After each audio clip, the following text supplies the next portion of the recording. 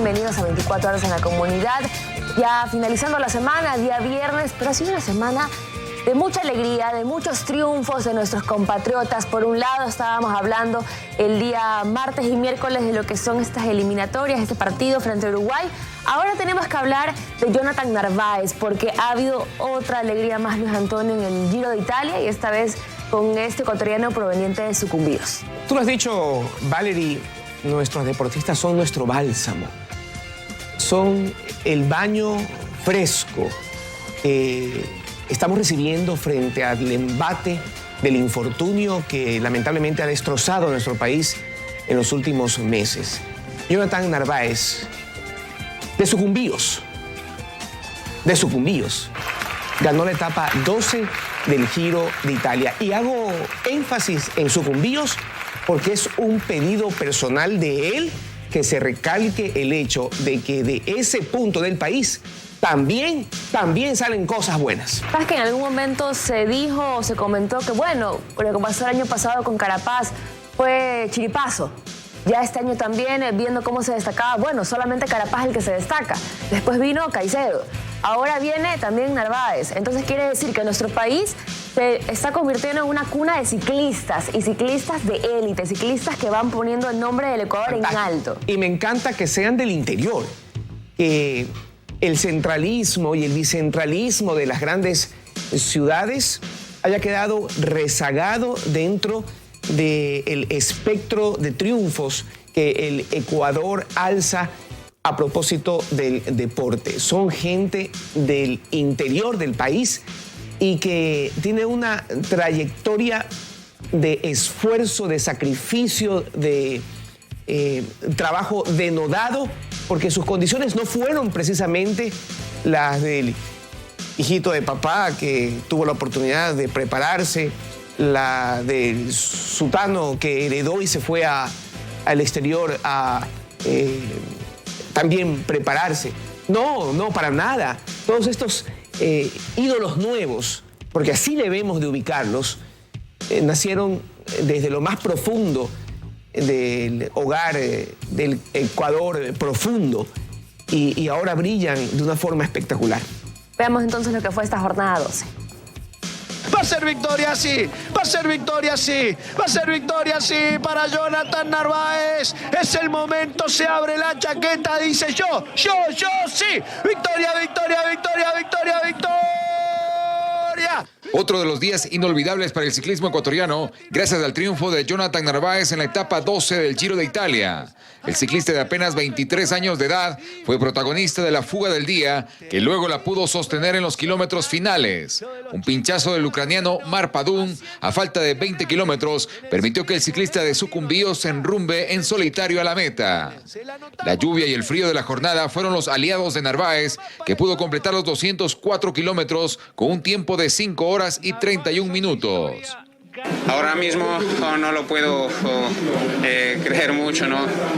Tal vez después tenga más ilusión, pero sé que ha sido muy difícil y estoy muy contento. Es mucho para un corredor profesional ganar aquí en el Giro de Italia. Es la quinta victoria de etapa de Ecuador en el Giro. Richard Carapaz, el campeón del año pasado y ganador de 3 etapas, escribió en su Twitter: ahora Italia es como correr en casa. Grande Jonathan Narváez, te lo mereces, disfruta de esta victoria. Nuevamente Ecuador en lo más alto del podio. En la etapa 3 del Giro 2020 ya lo hizo Jonathan Caicedo y esta vez fue el turno de Jonathan Narváez, una de las nuevas figuras del Team Ineos. Diego Almeida, 24 horas. Increíble lo que está pasando en el Ecuador. Ganamos a Uruguay, Richard Carapaz, Jonathan Narváez también el día de ayer. Narváez. Y Jonathan Caicedo.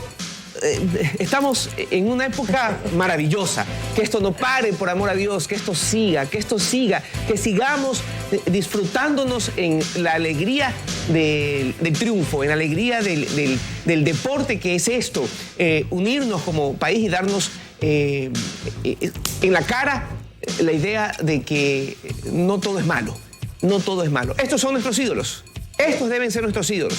Papitos, a sus niños díganles así, como Narváez, como Caicedo, como Carapaz, como los jugadores de la selección, no los otros.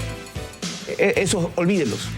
Pronúncienles, háblenles, cuéntenles la historia de sacrificio y de nuevo de estos muchachos. Inspírenlos de esa manera. Ese es el ejemplo. ¿Y saben qué? Hablando del Giro de Italia, faltan poco más menos de 10 jornadas, así que también vamos a estar pendientes de lo que pueda seguir ocurriendo. Y además de eso, Carapaz, que no participó en el Giro de Italia, se prepara para la Vuelta a España, que será la próxima semana. Así que estaremos así, comiéndonos las uñas, esperando a ver qué pasa con Carapaz. No, ya nosotros lo sabemos. Habrá alegría para rato. Totalmente. Vamos en este momento a contarles una noticia también de impacto. No podía ser de otra manera. Esto es una respuesta a la altura de las circunstancias. ¿Qué tenemos, Valerie? Más adelante les contaremos que la ministra de Gobierno, María Paula Romo, anunció que habrá 2 oficiales generales de policía en Guayaquil. Eso, como ya lo venimos diciendo, debido al incremento de la inseguridad. El general César Zapata será el nuevo comandante en la zona 8. Más adelante tendremos el desarrollo de esta información, así que no se vayan. 6:01 de la mañana y ahora les contamos que este jueves comenzó el proyecto municipal Educando en el Camino en Monte Sinaí, que va a ayudar a cerca de 6,000 niños de escasos recursos económicos que tenían problemas para recibir las clases virtuales por la falta de cobertura en esta zona. Así es, el proyecto permitió la contratación de 300 tutores que ya están listos y felices de poder enseñarles a todos estos niños. Todo esto por inspiración de Denise. Ella empezó a dar clases en ese árbol de ahí. Así, debajo de un árbol, Denise Toala ayudaba a los pequeños de su barrio a hacer los deberes. Esto por la falta de internet o cobertura en la zona. Sin recibir nada a cambio, lo hacía por amor al prójimo. Anhelaba que las autoridades intervengan en Monte Sinaí y su sueño se cristalizó. El municipio intervino con la contratación de 300 tutores. Cada maestro tendrá a su cargo 22 niños. 2 días por semana les impartirán clases. Decirle en pocas palabras que estos niños serán el futuro de la comunidad Realidad de Dios. Y no es solo de Realidad de Dios, sino que de Guayaquil. Si bien es cierto, los niños tenemos el cambio y siempre tenemos la potestad de poder seguir adelante. Denise agradeció la intervención del municipio y del Ministerio de Educación, que dará aval al proyecto denominado Educando en el Camino. El municipio de Guayaquil nos ofrece un gran apoyo, evitando que los niños abandonen la escolaridad, porque es muy importante que nuestros niños sigan adelante. El proyecto fue lanzado en la cooperativa Realidad de Dios, una de las 54 cooperativas de Monte Sinaí que no tiene acceso a internet ni a servicios básicos. Por la emergencia sanitaria, los cerca de 6,000 menores que serán ayudados no podían recibir las clases virtuales. La alcaldesa Cintia Viteri indicó que el apoyo abarca otras necesidades, no solo será en el ámbito educativo. Se interconecta con la Dirección de Inclusión por si hay algún niño que tenga algún tipo de discapacidad. Se conecta con Amiga Ya No Está Sola si dentro del hogar de ese niño hay violencia intrafamiliar.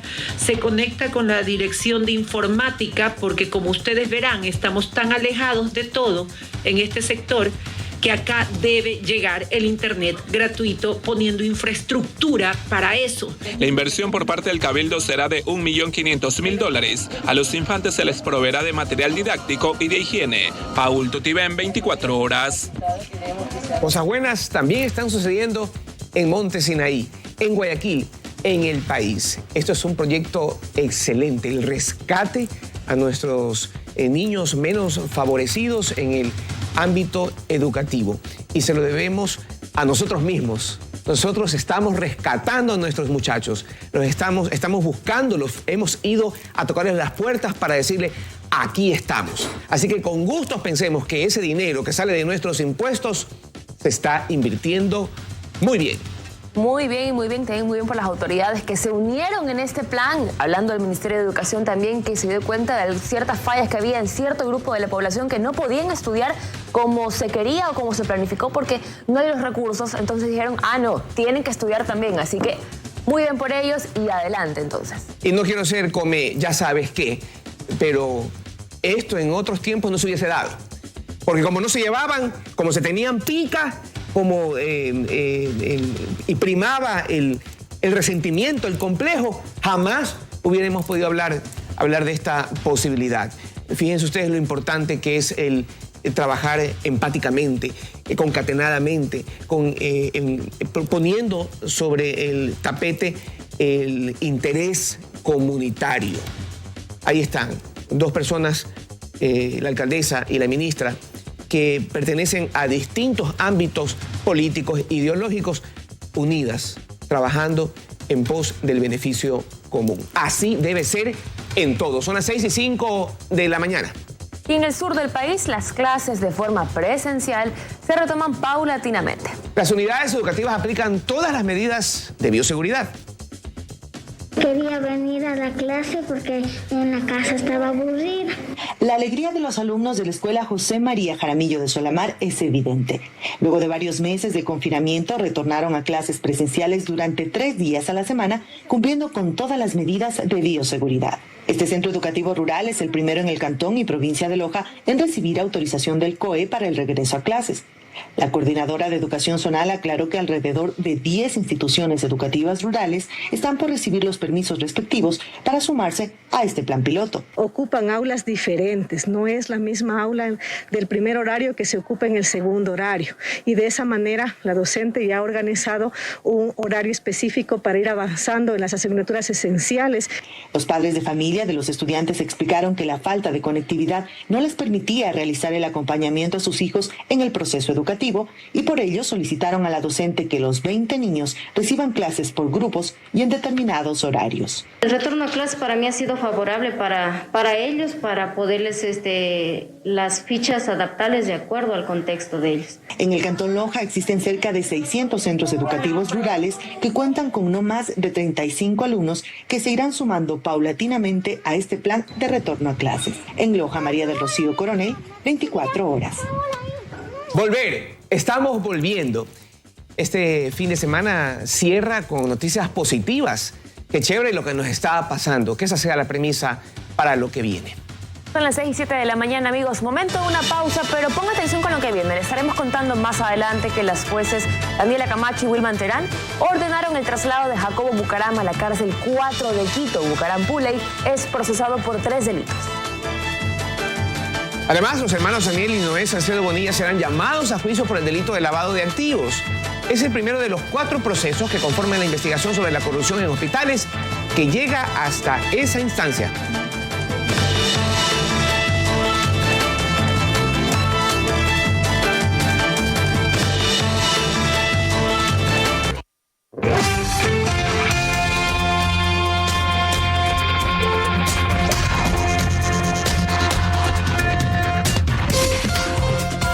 Son las 6:10 de la mañana. Vamos ahora a contarles seguimientos de los bullados casos de corrupción que se están investigando y que parecería aterrizan en otro tipo de decisiones que nos dan la impresión de que se están ajustando, de que las cosas se están ajustando. Efectivamente, los jueces Daniela Camacho y Wilman Terán ordenaron el traslado de Jacobo Bucaram a la cárcel 4 de Quito.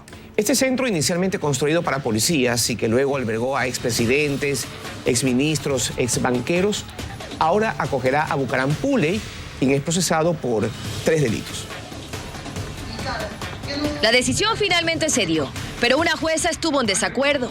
Sin embargo, el voto de Daniela Camacho y de Wilman Terán fueron suficientes para ordenar la salida de Jacobo Bucaram de la cárcel de La Tacunga, tal como pidió su defensa, quienes buscaban su traslado a una cárcel de Guayaquil, asegurando que estaba en una celda 2x2 y que recibía sol únicamente 5 minutos por día. Bucaram, investigado por asociación ilícita por la supuesta desviación de millones de dólares de hospitales del IES, tráfico de bienes patrimoniales y hasta delincuencia organizada, donde se lo investiga incluso por asesinato. Por decisión de 2 magistrados de Corte Nacional, no irá a Guayaquil, pero sí a la cárcel 4 de Quito. Se trata de un centro inicialmente construido para policías y que luego albergó a ex altas autoridades, donde ni siquiera el ex vicepresidente Jorge Glass tuvo el privilegio de permanecer. Los jueces Daniela Camacho y Wilman Terán además solicitan que se investigue las razones por las que el juez Ronald Guerrero registró la prisión de Bucaram en el Centro de Rehabilitación de La Tacunga. El juez al que le piden explicaciones es el magistrado que denunció amenazas por parte de la familia Bucaram en días pasados. Camacho y Terán también ordenan investigar la omisión de los funcionarios de la unidad judicial y del Centro de Rehabilitación de Cotopaxi. Y no solo eso, Además, le dan 5 días a los jueces de la Corte Provincial que se declararon incompetentes para conocer el habeas corpus, para que remitan un informe de descargo, anticipándoles que podrían haber incurrido en dolo, negligencia o error inexcusable. Finalmente, los magistrados Daniela Camacho y Wilman Terán resolvieron que se investigue y se determine responsables, advirtiendo acciones penales o administrativas, por la información publicada en días pasados en este espacio sobre la decisión de ordenar la salida de Bucaram de La Tacunga, traslado al que la Fiscalía y un informe de inteligencia del Servicio de Atención a Privados de Libertad se oponía y que finalmente se da, ordenado por 2 jueces de Corte Nacional. Dayana Monroy, 24 horas. Son las 6:13 de la mañana y vamos a contarles ahora que la Fiscalía solicitó que los hermanos Daniel y Noé Salcedo Bonilla sean llamados a juicios por el delito de lavado de activos. Se trata del primero de los 4 procesos paralelos que conforman la investigación sobre la corrupción hospitalaria que llega hasta esa instancia. Para Fiscalía está claro que Noé Salcedo Bonilla formó parte de la organización delictiva que comercializó las ampollas Actenra en los días más críticos de la pandemia. El lunes se realizará una audiencia para vincularlo a la causa por delincuencia organizada que en julio se abrió. Y es que Noé Salcedo Bonilla cumplía un rol, el de distribuidor. Era él quien se encargaba de entregarle la medicina a Abraham Muñoz Vélez, el entrenador y amigo de su hermano Daniel, para que la promocione en redes y la venda. Hasta en $2.000 cada una, aprovechándose de la emergencia. Ya en su momento, uno de los taxistas que le hacía carreras a Abraham Muñoz Vélez contó a Teleamazonas cómo y dónde se entregaron las cajas con Actenra y otros medicamentos e insumos que Noé Salcedo Bonilla en su camioneta verde cargaba. Ahí estaba este chico Noé. Él bajó del carro y a despachar medicina. El vehículo de él iba full medicina. En el balde lleno de medicina. En la parte de atrás, como era una camioneta grande, también lleno de medicina. En mi carro pasaron bastante medicina y quedábamos full. Y en el carro todavía había más medicina por repartir. La Actenra había sido donada al Instituto Ecuatoriano de Seguridad Social. De ahí que al caso también será vinculado Francisco San Jiménez, exfuncionario de la entidad. Pero luego las ampollas fueron enviadas a los hospitales públicos que la necesitaban para atender a pacientes con COVID-19. Entre ellos el Guasmo Sur, de donde salió parte de lo que vendió Abraham Muñoz. Es por eso que cumple en prisión preventiva en la penitenciaría Abraham Muñoz Vélez, su hermano Moisés Muñoz Vélez, Álvaro Ponce, exdirector del Hospital del Guasmo, Eric Ponce, jefe de farmacia, y Víctor Chele, funcionario de la misma. Noé Salcedo Bonilla, en cambio, está detenido en Machala, pero por otra causa, lavado de activos, caso que se abrió a raíz de su captura cuando intentaba cruzar la frontera entre Ecuador y Perú con $47.000 que no supo justificar. La tarde de este jueves, en el segundo día de audiencia preparatoria de juicio en Huaquilla, Fiscalía solicitó al juez Ramiro Ramírez llamar a juicio a Noé y a Daniel Salcedo Bonilla en calidad de autores del delito, a Jorge Antonio San Lucas Vanegas y a Jorge Darío Sánchez Montiel, sus contadores, como cómplices, y a las empresas de propiedad de los hermanos Salcedo Bonilla, algunas de ellas contratistas del Estado, conforme al artículo 49 del Código Orgánico Integral Penal, que habla de la responsabilidad de las personas jurídicas. La audiencia se reinstalará este viernes a las 8:30 de la mañana. Luisa María Heredia, 24 horas. Hoy entonces este tema generará noticia y usted obviamente se va a informar a través de la señal de 24 horas. Son las 6:16 de la mañana. Seguimos contándoles qué sucede. La responsabilidad de postular como candidatos a personas con procesos penales abiertos, uno de ellos, por ejemplo, Daniel Salcedo, debe recaer también en los movimientos políticos. Para el expresidente de la República, Gustavo Noboa, la falta de ética debería pesar sobre las organizaciones que apadrinan estos casos. De hecho, nos invita a darnos cuenta de qué clase de agrupación política son que ofrecen como candidatos y liderando la lista a personas completamente descalificadas. Si bien en el ámbito jurídico parece estar todo dicho al sostener que nuestras leyes no prohíben que un procesado sea candidato, ¿qué pasa con la parte ética? Es lo que se preguntan muchos. Las personas que se quieren postular para estos cargos, siendo en realidad prontuariados, indica que esas personas no tienen ninguna visión de lo que es la ética. Que un señor que se huye en una avioneta, que se desbarata la avioneta y se salva de milagro, quiera ser asambleísta, ¿cómo se lo puede calificar? Escojamos cualquier calificación. Es una aberración histórica. Para el expresidente Gustavo Noboa, además, se ha olvidado la responsabilidad que deberían tener los movimientos políticos que patrocinan estas candidaturas. La institución que lo quiere postular a esa persona o a cualquier otra indica que hemos llegado a un estado de putrefacción como sociedad, que no tiene a nadie a quien presentar con un pergamino, con un currículum que amerite el honor de ser asambleísta de este país, sino que estamos buscando a la escoria, a lo más bajo de la sociedad, y eso no se puede aceptar. Esto sin dejar de lado la poca relevancia que se le estaría dando a las instituciones, a las que se busca representar, y el rechazo que generan estos casos en los ciudadanos. Y es que en los casos puntuales por el que esta discusión despierta, notamos que la no calificación como candidatos hasta ahora de procesados penales se ha dado por temas netamente administrativos, no por las investigaciones de delitos posiblemente cometidos que tienen a su haber. En el caso de Salcedo, por ejemplo, se negó su candidatura porque el postulante al que intentaba reemplazar no notificó de su renuncia a tiempo. Es decir, si lo hacía, probablemente en los próximos comicios íbamos a tener a un Daniel Salcedo en la papeleta. Dayana Monroy, 24 horas. Y otra más.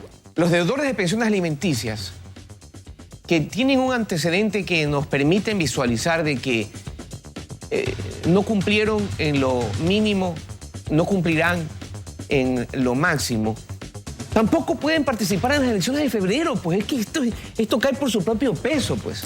Así es, el Consejo Nacional Electoral no dio paso a las candidaturas de Salvador Quispe, Fernando Balda, entre otros, por no estar al día con sus obligaciones.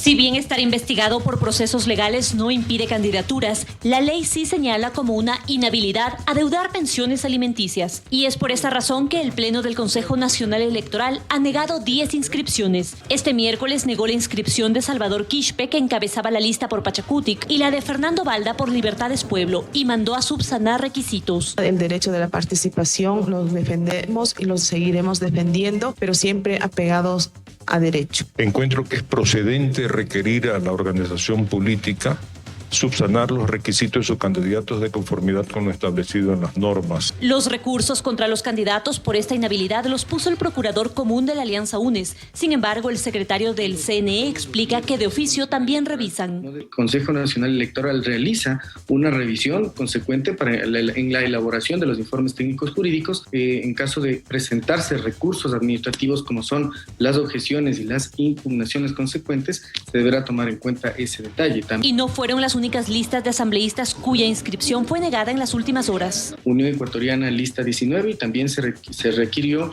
el cambio del candidato César Patricio Rodríguez y de Óscar Vinicio Carrera Llerena. Es por esto que del total de listas de asambleístas nacionales, 14 están en proceso de subsanación, varias cambiando candidatos por adeudar pensiones. 3 listas están calificadas: Unidad Popular, Izquierda Democrática y la Alianza Partido Socialista Concertación. Para parlamentarios andinos apenas una lista está calificada, la de Democracia Sí, y hay 14 en proceso de subsanación. En cuanto a binomios, 3 están en firme, 10 calificados, 6 en proceso de subsanación y 1 negado, el de Podemos. En Quito, María Gracia Acosta, 24 horas.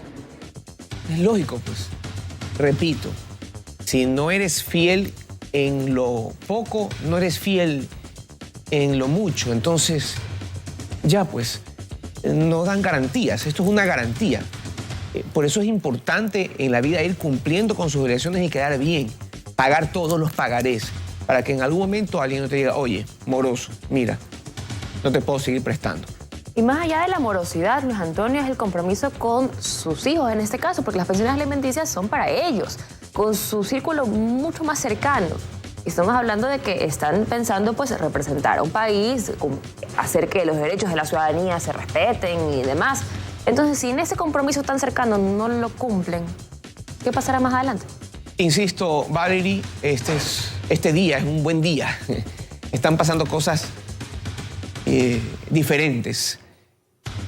Me parece increíble que el CNE, después de haber puesto en predicamento su idoneidad con esto de permitir el trámite de calificación de inmorales para las elecciones, ahora nos dé esta lección de sensatez, prohibiendo las candidaturas de quienes no les han pasado las pensiones a sus hijos. Mantengo mi posición desde el inicio del noticiero de que estamos viviendo un buen momento. Ojalá esto dure. Vamos a un corte, pero cuando retornemos, ponga atención con lo que hay. Esto sí es terrible, ponga atención. Se encuentra gran cantidad de medicamentos caducados en los hospitales del IES. Las pérdidas superan los 4 millones de dólares. 4 millones de dólares hemos perdido. 1 millón y pico costó el salvataje a los muchachos de Monte Sinai, el salvataje educativo. 1 millón y pico. Y acá hemos perdido 4 millones de dólares por la estupidez humana. O sea, hubiésemos podido rescatar a 4 sectores del país en el ámbito educativo con la plata que en el Teodoro Maldonado se perdió. Es intolerable lo que ha pasado.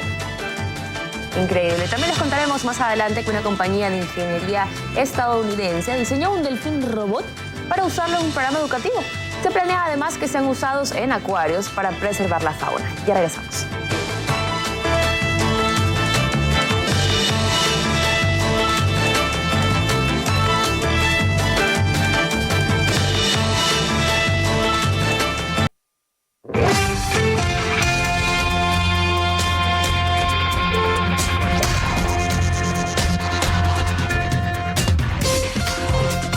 Son las 6:26 de la mañana. Vamos ahora a contarles ahora que pese a que fue declarado inocente en el caso SECOM, el exsecretario de Comunicación del gobierno de Rafael Correa, Fernando Alvarado, aún tiene cuentas pendientes con la justicia. Hay al menos otras 4 causas abiertas en las que se lo involucra. La cuenta con la justicia aún no estaría cerrada para Fernando Alvarado. Aunque el exsecretario de Comunicación del gobierno anterior fue declarado inocente por el delito de peculado en el caso denominado SECOM, hay más por qué responder. En 2018, la Fiscalía abrió una investigación por supuestos pagos, sin contratos de por medio, efectuados por el Estado al Barcelona Sporting Club. Otro caso, según un informe de Contraloría, cuando Alvarado fue presidente de la Unidad de Gestión de Medios, se cometieron irregularidades que provocaron la quiebra del canal Gamavisión y la crisis financiera de TC Televisión. Además, se firmaron millonarias consultorías con amigos de Alvarado que nunca fueron hechas. Pero no era todo. TC Televisión, según la Contraloría, le pagó a Fernando Alvarado hasta las compras en el supermercado. Y hay otro expediente, y este tendría que ver con un posible enriquecimiento ilícito. La Unidad de Análisis Financiero de la Fiscalía reveló que la familia Alvarado Espinel movió más de 160 millones de dólares, mientras que los egresos de todos fueron de apenas 9.570.000 dólares. Fernando Alvarado se encontraría en Venezuela junto a su hermano. El exsecretario de Comunicación se habría fugado del país el 20 de octubre de 2018. Ese día le avisó a las autoridades a través de un mensaje de texto que se iría del país y que además se despojaba del grillete electrónico que tenía. Joana Ramos, 24 horas. Y ahora sí, viene lo malo. Siempre hay una piedra en el camino. Cuando estábamos pensando que las cosas avanzan, que vamos bien, típico del Ecuador, sucede esto. Más de 4 millones de dólares. 4 millones de dólares es la pérdida que calcula el IES relacionada con medicamentos caducados en establecimientos de salud. Según el presidente del Consejo Directivo del IES, Jorge Guatet, continuarán las investigaciones hasta hallar a los responsables. En un país sano, en un país de derecho, en un país de avanzada, después de salir esta noticia, se allanaría el hospital. Llegarían por aire, por tierra, saldrían de las alcantarillas, qué sé yo, de los huecos, de los túneles que hay del IES, los uniformados, y se tomarían la entidad para buscar a quienes han ocasionado esta desgracia, este despropósito sin nombre. Pero estamos en Ecuador, estamos investigando para que se cumpla el debido proceso. Nuevas investigaciones al interior del Instituto Ecuatoriano de Seguridad Social revelan la presencia de 1.686 medicamentos caducados de 2018 a 2020 en al menos 202 establecimientos de salud. Según el presidente del Consejo Directivo del IES, Jorge Guatet, la información está siendo remitida a las entidades pertinentes para encontrar a los responsables. Son más de 4 millones de dólares, es lo que hemos podido evidenciar. Esto hay que ver desde cuándo están. En 2018 hubo 811 medicamentos caducados en 55 establecimientos por un valor de 1,5 millones de dólares. En 2019 fueron 725 en 62 unidades médicas. El valor asciende a 1,3 millones. En lo que va del año se han identificado 850 medicinas en 85 establecimientos. Es una demostración más del por qué el mecanismo de compra de medicamentos no es un mecanismo adecuado. Es una compra que tú puedas negociar a volumen los precios del medicamento en función de la proyección de lo que tú utilizas o vas a utilizar. Según el coordinador de la Comisión Anticorrupción, Germán Rodas, esta es una realidad que se sigue arrastrando de años atrás y a pesar de la gravedad del asunto, no se han hallado responsables. Esto viene ocurriendo desde hace más de una década. El problema es que ha habido una especie de una mafia al interior del IES. Para Jorge Guatet, presidente del Consejo Directivo del IES, esto es muestra de la falta de administración que ha tenido la institución en los últimos años. Señala que la Procuraduría será la que determine las acciones que se deberán tomar al respecto. En Quito, Daniela Valencia, 24 horas. Y el día de ayer presentamos un reportaje sobre una denuncia de venta de puestos de trabajo en la Agencia de Aseguramiento de la Calidad de los Servicios de Salud y Medicina Prepagada. En la graficación de la nota se mostró la imagen de la exdirectora de la zona 8 del ACES, Ailey Vázquez, quien no tiene nada que ver con ese caso, la zona 9. Zona 9, exacto. Hacemos esta aclaración para evitar cualquier confusión. Noticias internacionales. Son las 6:32 de la mañana. Ya se me dañó el genio con eso de IES. Ya se me dañó el genio, pero bueno, vamos a reponernos para seguir. La segunda ola del coronavirus mantiene a Europa en vilo. Así es, muchos países están registrando cifras de contagios superiores a los récords que habían de hace algunos meses. Por eso la mayoría de gobiernos han endurecido sus medidas para frenar el avance de la enfermedad. Estamos hablando ya de una segunda ola en Europa. Fíjese usted la vertiente de la pandemia, cómo ha afectado al continente europeo. Es decir, es una realidad la segunda ola. Hagamos todo lo posible para que acá no llegue. Los puntos rojos en el mapa aumentan cada día y es que estos representan el nivel de evolución del coronavirus durante las últimas semanas en Europa. La COVID es ya la quinta causa de muerte y se ha alcanzado el nivel de 1.000 muertos por día. A principios de la pandemia, Alemania fue tomado como un modelo de gestión en la región. Ahora teme que el COVID-19 se le esté yendo de las manos, ya que se contabilizó 6.638 infectados, superando su récord de casos diarios. Lo que me preocupa es el aumento exponencial que se está produciendo. Debemos detenerlo. Si no, esto no acabará bien. Los representantes de los 16 estados federados acordaron cerrar bares y restaurantes a las 11 de la noche. Sin embargo, desde las calles consideran que implementar más medidas no es una solución. Las normas actuales no se están cumpliendo. En Inglaterra, Londres y otras 7 regiones del país elevan su nivel de alerta desde la medianoche del viernes. Esto implica que los ciudadanos ya no podrán socializar como antes, ya que se prohíben las reuniones bajo techo entre personas que no vivan en el mismo hogar. Creo que no tenemos opción. Tenemos que entrar en confinamiento, tenemos que entrar en este nivel. Sin embargo, lo que más preocupa es que ahora muchos empleos están en juego, ya que los pubs y restaurantes deberán cerrar a las 10 de la noche. Mientras tanto, en Francia, muchos ciudadanos no vieron con buenos ojos las nuevas restricciones del gobierno. A partir del sábado, nadie podrá salir de sus hogares entre las 21 y 6 horas, salvo por motivos de salud o profesionales. Quienes incumplan recibirán una multa de $158. Michelle Villasís, 24 horas. El presidente de Estados Unidos, Donald Trump, y su rival demócrata, Joe Biden, sustituyeron este jueves el que tenía que ser su segundo debate por un duelo de encuentros televisados. El debate quedó cancelado después de que Trump se negase a celebrarlo por internet.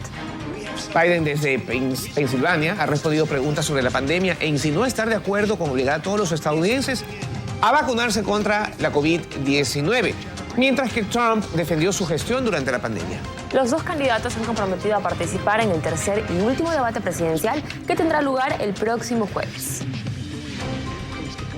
Ya son las 6:34 de la mañana. Seguimos para contarles que Edge Innovations, una compañía de ingeniería estadounidense, ha diseñado el Delfín Robot. En un inicio, para películas como Liberen a Willy, Anaconda y más, ahora su invento ha sido mejorado y está siendo usado en un programa educativo. Están hechos con piel de silicona, pesan 250 kilos y miden 2.5 metros. O sea, son como naturales, como los delfines propios, sí. Y aunque todavía es un proyecto piloto, se planea que sean usados en acuarios para preservar la fauna.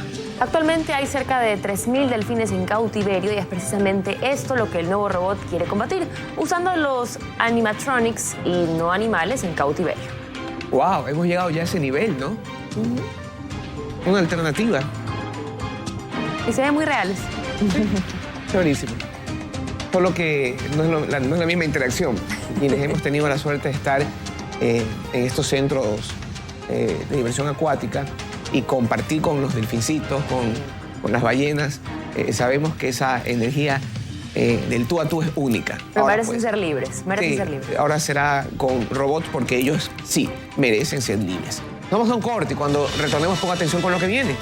Le dictaron prisión preventiva por el delito de odio a los ex agentes metropolitanos del municipio de Durán que maltrataron y ataron a un pilar a una mujer con discapacidad. Dicen que era una broma y que ellos no sabían.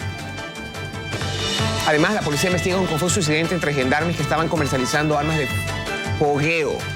Es decir, esas pistolillas con las que los pillos nos sorprenden, que ni siquiera valen, son como de juguete, pero que con esas roban.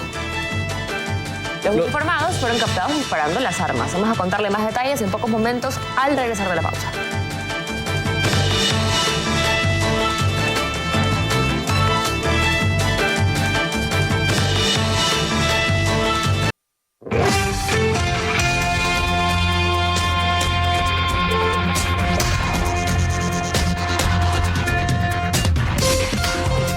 Ya son las 6:39 de la mañana. Vamos a contarles ahora el embate de la delincuencia. El día de ayer nos volvieron a sorprender los pillos. Actuaron en forma inusitada. Y seguimos hablando, pues, obviamente por estos casos de que la delincuencia está imparable en nuestro país. Y es que este jueves se registraron 2 robos a conductores de vehículos. En lugares donde no se ha presentado anteriormente actos de pillería. El mismo delincuente, y es el mismo delincuente el que cometió los 2 robos más connotados el día de ayer. Hacemos contacto con Paul Lutiven, quien nos va a contar más sobre este tema que definitivamente a nosotros nos preocupa porque ya no sabemos en qué momento podemos ser nosotros los próximos en ser lamentablemente asaltados. Paul. ¿Qué tal, Valerie Villalba, Luis Antonio Ruiz y amigos en casas? Muy buenos días. Así es, a esta hora 6:40 de la mañana me encuentro justamente aquí en las calles entre la calle Boyacá, Aguirre y Luque. Alrededor de las 12 horas del día de ayer se cometió el segundo robo. Veamos las imágenes para que ustedes se den cuenta de qué forma actuaron estos individuos. Si ustedes se fijan en las imágenes, ocurrió justamente aquí en la calle Boyacá. Se ve que 2 sujetos con buzos se acercan al conductor de un vehículo color blanco. Uno de ellos saca una pistola, somete al conductor, mientras que su cómplice somete nuevamente a la víctima y se le lleva sus pertenencias. Además de esto, el individuo que apunta al conductor se da la vuelta y también le roba sus pertenencias al copiloto del vehículo color blanco. Este hecho se registró alrededor del mediodía aquí del lado de la calle Boyacá con dirección a la Caja del Seguro. A plena luz del día, como se dan cuenta ustedes, compañeros y amigos en casas. Aprovecharon estos sujetos el tráfico que se había generado en este punto. Luego de cometer el asalto, los individuos, como si nada, así muy tranquilos, se van del lugar. Varios moradores, dueños de locales comerciales, se percataron de la novedad, pero a ellos no les importó nada y de ahí se dan a la fuga como si nada. Aquí en este punto no hay cámaras de seguridad de la Corporación para la Seguridad Ciudadana de Guayaquil ni del 911. Si ustedes se dan cuenta, esto ocurrió aquí en pleno centro de Guayaquil. Hay que mencionar que este no fue el único robo que fue registrado y que fue hecho por uno de los individuos. Veamos las siguientes imágenes más temprano, alrededor de las 8:10 de la mañana, a la salida de la urbanización La Joya. Esto es en la avenida León Febres Cordero. Vean ustedes las imágenes. Esto ocurrió a la altura del vial 8, así es conocido este punto, a la altura del vial 8. Dos sujetos también se acercan al conductor de un vehículo que estaba justamente en el tráfico.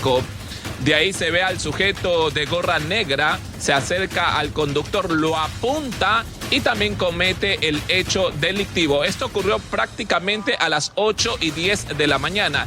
El suceso quedó grabado por las cámaras de seguridad del vehículo particular de la víctima. Luego el delincuente se da la fuga como si nada con su cómplice. Ahora, ¿por qué decimos que es el mismo sujeto? Quiero que vean las imágenes para hacer un comparativo y analicemos las imágenes, amigos en casas y también compañeros. Vean ustedes, ya están las tomas al aire. Si ustedes se dan cuenta, en los dos sucesos, el individuo que tiene el buzo color gris con franja negra y franja blanca, además tiene unas letras en el buzo, es el mismo sujeto que cometió los dos robos aquí en la avenida Boyacá y también a la salida de la urbanización La Joya. Tenía una gorra negra, además de una mascarilla color blanca. Vean ustedes, o sea, este sujeto estaba cometiendo el denominado paseo delictivo en la avenida León Febres Cordero a la salida de la urbanización La Joya. De ahí se fue a otro lugar a robar y llegó a este punto alrededor del mediodía. Estamos hablando justamente aquí en las calles Boyacá, entre Aguirre y Luque. El sujeto con la pistola, con el buzo gris, tenía una gorra negra, tenía mascarillas. Es el mismo individuo que por el momento está siendo buscado por las autoridades. Compañeros, ¿de pronto quieren acotar algo al respecto? No, Paul, solo confirmar que el mismo pillo nos ve la cara 2 veces en un día. Y si no lo cogemos hoy, será la tercera y la cuarta. Tenga la plena seguridad de eso. No, y molestos, por supuesto, porque esto ocurre en horas del día, donde hay bastante movimiento, donde hay bastante tráfico. Ya este personaje no tiene ningún descaro, él simplemente sabe que puede hacer lo que le da la gana y sale a cualquier lugar. Vemos que en la calle Boyacá, como tú lo mencionabas, Paul, y después parece que regresaba a su casa o se iba a pasear o visitar a algún amigo y fue a La Joya y ahí también fue a hacer sus fechorías. No tienen otra opción en la Policía Nacional que dárnoslo hoy a este tipo. Ahí están las imágenes. Hoy nos los tienen que entregar, no mañana, el día lunes, no, hoy. Hoy tienen que entregarnos, presentarnos quién es este sujeto. No hay otra opción. Hoy medimos la capacidad operativa de nuestra Policía Nacional. Son las 6:45 de la mañana y precisamente para solventar la crisis de inseguridad que atraviesa Guayaquil, que podríamos decir es la más grave de los últimos 15 años. Esa es la realidad. Van a haber cambios estratégicos para mejorar los procedimientos en la provincia del Guayas. Así es, fue justamente la ministra de Gobierno quien lo anunció. Por primera vez habrá 2 oficiales generales de policía en Guayaquil. El general César Zapata es el nuevo comandante en la zona 8. Uno estará al mando operativo, el otro trabajará en inteligencia. Así se concatena la idea de buscar el mecanismo para que haya más seguridad en este punto del país. Debido al aumento de cifras de hechos delictivos y muertes violentas en la ciudad de Guayaquil, tras una reunión del Ministerio de Gobierno, la Gobernación del Guayas y la Policía Nacional, se decidió poner a 2 generales de la policía en Guayaquil. El general Arauz se va a mantener en esta zona, en la provincia del Guayas, y también ampliando su responsabilidad a las provincias vecinas para poder enfrentar este fenómeno como un tema regional, como subdirector de la Policía de Investigación, de la Policía Judicial. Y el general Zapata, que conoce la zona porque era el encargado de la zona 8, va a pasar al DMG. La intención es mejorar la estrategia de investigación. Además, llegará al puerto principal un mayor contingente de gendarmes. Están ya acá los oficiales superiores y la próxima semana ojalá tengamos el gusto de hacer una ceremonia pública para entregar a la ciudad este nuevo contingente. La ministra de Gobierno señala que es importante mejorar la estrategia de investigación para determinar vínculos entre las muertes violentas y el narcotráfico. Hemos incrementado en 28 toneladas ya la incautación de estupefacientes en el país. Esto, lamentablemente, si bien es un buen resultado para la policía, también incrementa las tensiones entre organizaciones criminales y muchas veces se refleja en violencia. Algunos hechos violentos suscitados en Durán, que podrían estar relacionados con delincuencia organizada, preocupan a la ministra Romo. Por ello señala que se trabajará en conjunto con el municipio. Estamos trabajando en los detalles para trabajar en conjunto, para aprovechar todos los mecanismos, todos los recursos. Vamos a seguir manteniendo una coordinación con el alcalde. En Guayaquil, Luis Alfredo Zúñiga, 24 horas. Y la policía investiga un confuso incidente entre gendarmes que estaban comercializando armas de fogueo. Los policías fueron captados por cámaras donde se observa que disparan contra los sujetos a los que les vendían las armas. Lo que se ve en este video es la llegada de un auto blanco a bordo de dos miembros policiales. Uno que estaba haciendo uso de su día franco y el otro también policía lo acompañaba, ambos de civil. Uno de los policías se sube a este auto rojo. Luego se baja acompañado de dos sujetos y se sube nuevamente al carro blanco. Según el parte policial, los gendarmes mencionan que dentro del carro fueron víctimas de robo. Al bajarse los sujetos que llegaron en el carro rojo, se iban con una mochila en la que dicen los policías estaban armas de fogueo que ellos iban a vender como ya lo vienen haciendo a través de Mercado Libre y que quienes aparecen en este video intentaron robarles. Momentos en que proceden a hacer uso de su arma de dotación contra los supuestos delincuentes. Se les llevó ante la autoridad competente, se ha aperturado una instrucción por este caso. Tanto los miembros policiales como el ciudadano que está herido están dentro del proceso. Presuntamente delincuente, ¿no? Es presuntamente delincuente. La balacera dejó una víctima colateral, una mujer en estado de gestación que pasaba por el lugar y resultó herida. Misma que fue llevada al hospital y que está estable. El hecho ocurrió en la cooperativa Guerreros del Fortín en el noroeste de Guayaquil. Este confuso incidente está siendo analizado por los altos mandos policiales, que cuestionan qué hacían los policías comercializando armas de fogueo, más allá que pueda ser un negocio lícito. Justamente en estos días, los robos en Guayaquil se están dando con este tipo de armas. Estamos en las investigaciones, tenemos presente que hay videos y esos videos están con el eje investigativo y determinarán cómo mismo ocurrió las circunstancias de esta situación. Catalina García, 24 horas. Y le dictaron prisión preventiva por el delito de odio a los ex agentes metropolitanos del municipio de Durán que maltrataron brutal y grotescamente a una mujer con discapacidad. Los sujetos aceptaron su culpa y pidieron perdón. Mil disculpas, mujer con discapacidad especial. Aún falta por detener a 3 sujetos que participaron en la agresión. María José Morán y Ronmel Landa Villao, en la audiencia de formulación de cargos, aceptaron de forma individual la participación sobre la agresión que sufrió la joven con discapacidad en los bajos del municipio de Durán. Los procesados, en este caso, aceptaron el hecho, pero no lo aceptaron como un delito, sino como una broma. María José golpeó las partes íntimas de Grey, mientras Ronmel grabó el hecho. Le profieren ofensa, por supuesto, tanto psicológicamente como físicamente. Durante la agresión participaron 5 personas. Aún falta por detener al sujeto que le lanzó agua a la víctima, el individuo que la embaló y la ató al pilar y el que se encargó de difundir la grabación en las redes sociales.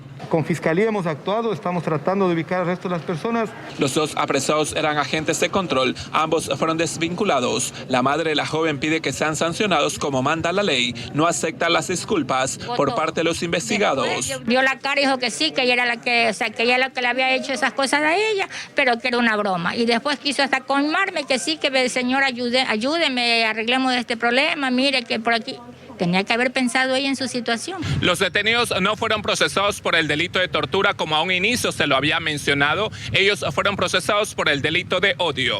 La pena mínima es 1 año y la pena máxima 3 años. El delito de tortura tiene otras connotaciones, no tiene nada que ver con este caso. Se cambió la figura del delito porque se llegó a determinar que a Gray no se le ejerció fuerza o presión para extraerle alguna información o dinero. Los exfuncionarios de la alcaldía cuentan con prisión preventiva. Como policía no vamos a permitir este tipo de hechos a manera de bullying. La prisión preventiva durará hasta el 29 de octubre. De ahí les realizarán la audiencia de juzgamiento por procedimiento directo. Paul Tutibén, 24 horas. Esperamos que sea odio y abuso sexual, porque a la señora la tocan, la morbosean. Ya con eso nos estamos despidiendo, amigos. Que tengan buen día.